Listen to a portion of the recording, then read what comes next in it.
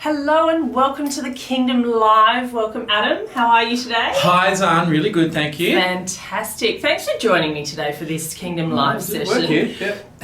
Oh, ha-de-ha. Sometimes. We're going to do things a little bit differently today. We got questions. We've got questions from some viewers, which is fantastic. Thank you very much to them. Yep. So it's going to be a bit of a Q&A session today. So I'll ask the question. Awesome. And I guess based on Q&A, you'll answer them. Hopefully, yeah. I actually haven't read the questions, so not prepared, which is good. So I thought I'd just ad-lib it and see what can happen on the spot with some saucy little questions. Fantastic. Well, excuse me as I divert my eyes, because the first one is a couple of lines long, so I'm not going to try and remember it. I'm just going to read it out. Shoot. I have to make my case for digital media to my boss. What metrics or information should I focus on to best make my point? Sales. No, that's a really good... Okay, so metrics. You talk about metrics, and when you think about what the bosses are looking for, so think about the boards, think about the bosses, what they're actually after is return on investment numbers. So they're looking for numbers that can justify the spend and the investment in your salary or your business, in marketing or whatever it is you're actually trying to get across the line. So the key thing is you've got to relate this stuff back to sales and the actual revenue that's coming from that activity. So you've got to find the measurement points in the organisation that can do this for you. Now, this is actually quite a lot harder than it seems for a couple of reasons, because marketing and advertising activities bring the customers to the business, but then it's up to the sales team to deliver and close those deals.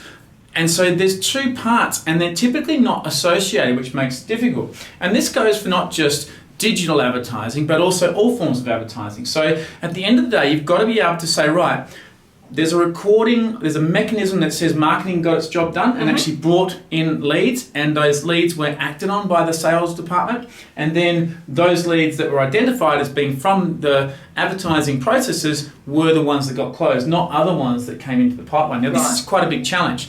So it's one of the reasons why you do need a CRM. And in particular, it's worth spending some time identifying what exactly a marketing qualified lead is and what is a sales qualified lead. Because until you get those true definitions organized, it doesn't really matter what you spend on. If you can't identify the sources and actually understand what is a conversion and who's doing the conversion, you're never going to be able to truly get the right ROI number, which is what the board's looking for. Excellent. So I hope I made my point. Yeah, I think that was very, very concise. Excellent, thank you. Question number 2. Why should I have Instagram for my business, and what will my business benefit from it? Another really interesting conversation point, because a lot of people, and I'll talk perhaps about social media in general, because social media is a bit of a case like, should we or shouldn't we? Should we go for it? Should we not go for it? What should we do?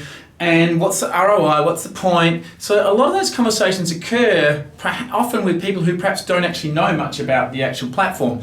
And the reason why I say that with a lot of confidence is because if you use the platform, you learn things and discover how it can be useful. And so when you're evaluating that process, typically if you haven't used it, by definition, you don't know how it can be useful. And so what I strongly recommend is you actually do start using these programs, and like Instagram, Snapchat, whatever it might be, and think about how you can use it to help your customer, how you can use it to enrich the customer's experience. And by doing that, then you're in a position to say, look, we're going to learn from this. We're going to discover from this. And some of the times, it's a bit like going for a hike and not necessarily knowing where you're going to end up. But you do discover these paths and discover these processes which can be of benefit. And the other thing that's cool about that is that if you go ahead and start the journey, you never know where it can end up, and it prepares you potentially for the next journey. And so one of the good ones, Snapchat's a really interesting one. So Snapchat, people wonder about this. But until you've tried Snapchat and played with it, you don't fully understand the power of the lenses. That's those little swipey things which are lots of fun, And so they become particularly relevant if you're hosting or creating a conference, for example, because the geo filter is incredible when it comes to Snapchat. And so it's a really, really powerful tool. If you've got delegates in the room, you totally want to have one of those things there, and that is a really powerful way of marketing. Now, you won't discover that if you haven't used the platform. So have a crack at it, put some energy towards it, learn, discover, find out. And then the other thing too, of course, in the actual process of learning this stuff, you should be looking at blogs, discovering podcasts on the web, looking at web pages, Yep. and you'll find something else to learn as well. Yeah, and so absolutely. the process of knowledge exploration is super powerful. So I would definitely follow that path. So jump in and give it a shot. And I guess we could use the example here today of Facebook Live. It was an application that we weren't really sure how we could make it work for our own business, but we gave it a shot, and now we're 60 odd episodes in, but we've been able to apply this learned technology to many of our clients. Yeah, absolutely right, Dan. That's a very good point. Plus, we're using video more and more. It's a whole fantastic new topic, so we definitely need to consider that. But you're right, you don't necessarily have to know where you're going to end up, but starting is super important, so you can actually go somewhere. Yeah, great. Okay, question number 3. Yeah. What should my first blog post be about on my website? Should it be introductory or get straight into it? Okay, so, well, I think that, one of the things I learned when I was doing creative writing at uni was that great writers write. And so you just start writing and get stuck into it. I think that one of the things that's important, though, is that when you're doing a blog, you've got to understand who your target market is when you start. Now, sometimes, though, you may not actually know who that is when you start. And so in that situation, and particularly because it's hard to get market research if you haven't actually done anything yet. So I would always recommend, and it's a bit like podcasting. We've done a few now and started a few up, and we currently have Hub and Spoke. And when the first couple of episodes are done, we bin a lot of them because you don't really know where your niche is to start with, and sometimes it's just better off doing. Exactly. And so, but one of the things that's really important though is go Google your area, okay? Because when you talk about blogs, there's thousands and thousands of blog articles published every single day, and as a result, because of those blog articles, you're going to get a good feel for what's niched. And the great thing about blogging is it allows you to be an expert at one thing and do it really well. Yeah. And so I would totally write down in circles the things that you're good at and actually intersect those circles. And where they intersect, if you've got 3 or 4 or 5 or 6 interests, then where that intersection point is in that Venn diagram, that's what your blog should be about. And from there, that gives you some inspiration as to what sort of content you may actually want to go ahead and produce for that blog. So that intersection point is really, really important, because you can't just be all things to all people. It doesn't work. No. I think what happens too is once you've started a blog, once you've done your first, say, 10 to 15, now that could happen over a 2-week or 2-month period. Yeah. But you then can go back and have a look at what you've written and Absolutely. what's resonated. Blogs. Yeah, and what's resonated with Great your audience, and then work out what gaps you've got. Totally. And this is where, a platform like HubSpot is so important, because it tells you who's actually on the website looking at it, and you can see which pages are performing well. You get some stats on which blogs have been clicked. You can see the people, you can see the buyer journey. It's worth its weight in gold from that point of view. There aren't really any hard and fast rules about this sort of thing, are there? It's really just the fact that you've had a go and you've started blogging. And I think also that making sure you're adding value to the customer. Yeah. Really, that's if you're going to take a rule, it's got to add value to the customer experience and make sure that they're going to be able to get trust and appreciate what you're selling or what you're doing in a way which is not put me on fire. Yeah, exactly. Yeah. What I'd probably do as an extension of that question is just make sure that if you are going to start a blog and you've just written your first blog, that you actually have some vehicles sitting around it that you can actually get that message out, because what's the point of writing a blog and just have it sit on your website? Well, this comes to the heart of it, why we called our podcast Hub and Spoke. Really? Because you've got the hub in the middle and the spokes sort of things that come out from it, which are all about the blog and the website being at the middle of the core.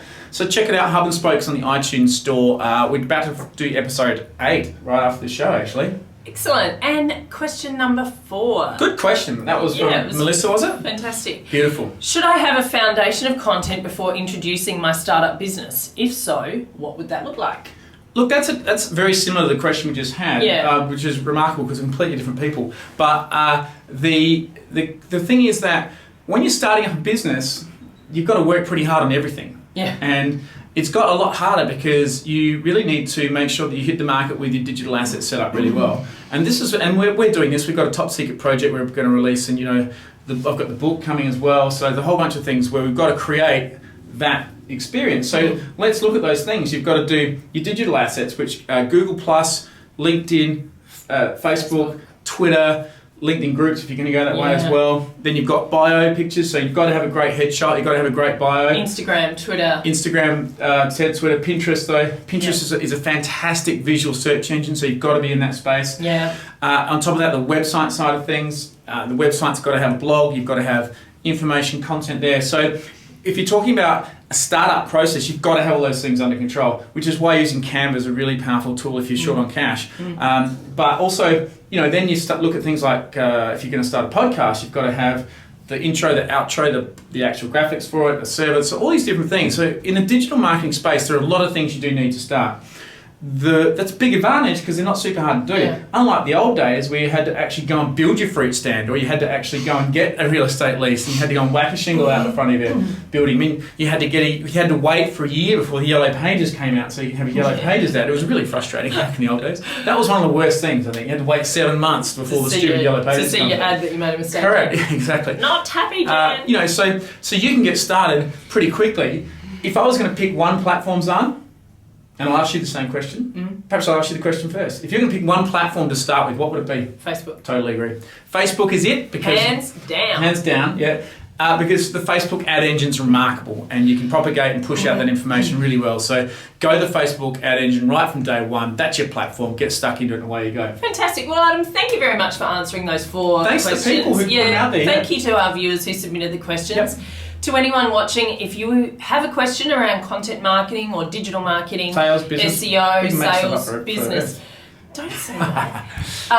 Please feel free to drop us a line in the comments below this, or you can email us at, what's our email address? info@thekingdom. Yeah, well, why not just you?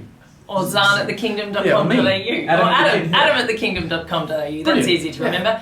Super. If you'd like to see any of our previous episodes, you can do that by visiting our website, which is thekingdom.com.au/the-kingdom-live. Yep.